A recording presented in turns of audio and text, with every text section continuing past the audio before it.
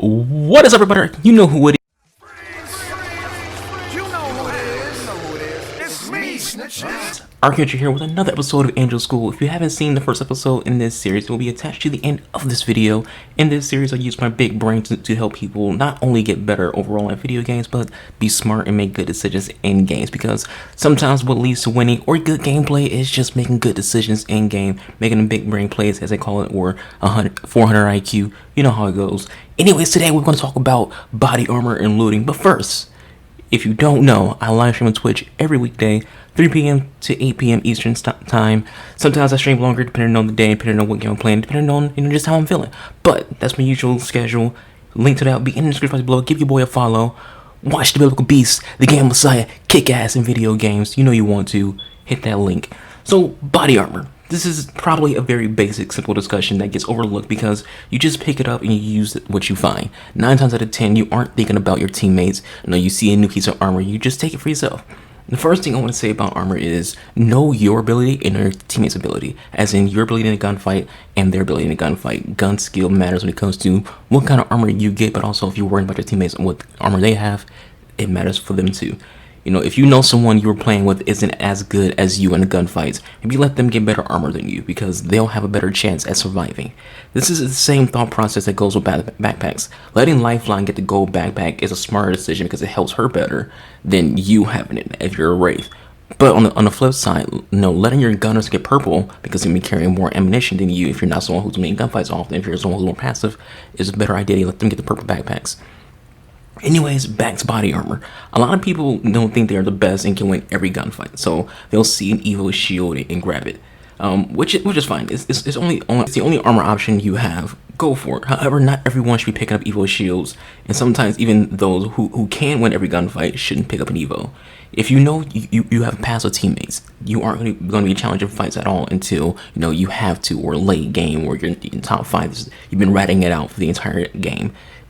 It's better to not even look at Evo shields, better not even have it on because you're not getting into a fight.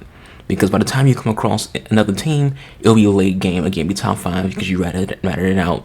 Everybody else is on purple or better, and you're still on level 1 Evo because you haven't gotten to any gunfights. Your chances will be low and will hurt your team. Do not be wearing a level 1 Evo shield by the end of the game, by top 5, because that's what I would consider as in-game and Apex.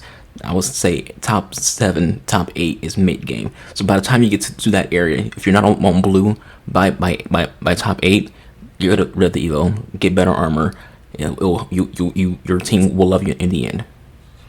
Speaking of late game, if you are mid to late game and you aren't playing passive, but for whatever reason you just haven't come across an enemy team, switch that Evo out for blue or purple armor. For the same reason I mentioned before, when you do get into a gunfight, you don't want to be in a bad situation facing people with better armor than you.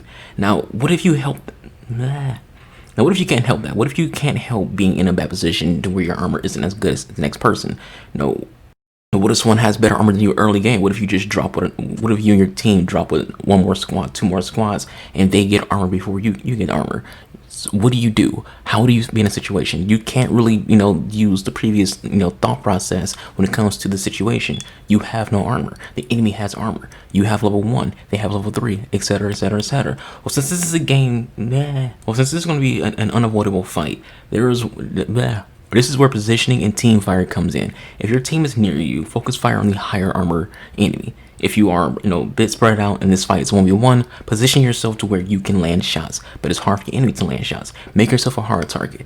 Be it jumping around a lot, crouching a lot, using buildings, rocks, etc. for cover. Make sure you are, using a weapon with what kind of range so that you can make this fight a long range fight and not a direct up close and personal fight, because if it's up close and personal with someone who's wearing better armor than you, chances are you're going to lose. So make it a distance fight. Make it a fight to where you can, chip some shots in and they're missing their shots. Make yourself a hard, make sure you have the weapons so you can be in this fight. Something with decent range. During this part of this video, you will have seen a clip by now of me fighting someone with gold armor and I have no armor. I win that fight. Why? Because I have distance and a decent weapon to fight at distance, and I'm also positioning myself to not get hit. Make yourself a hard target. I'm not always an easy target for this Pathfinder, so therefore he can't land his shots on me. I pop some shots at him, putting distance to his armor, forcing him to have to use a shield cell. Not only that, I also back up and drop down to make myself a hard target and trying to figure out how I'm going to approach this fight. I can hear him to my left repairing his shields. I push that and kill him. I push the sound of him using a shield cell to heal himself. I'll play that clip again with me, not talking, so you can see it with this information now in your head.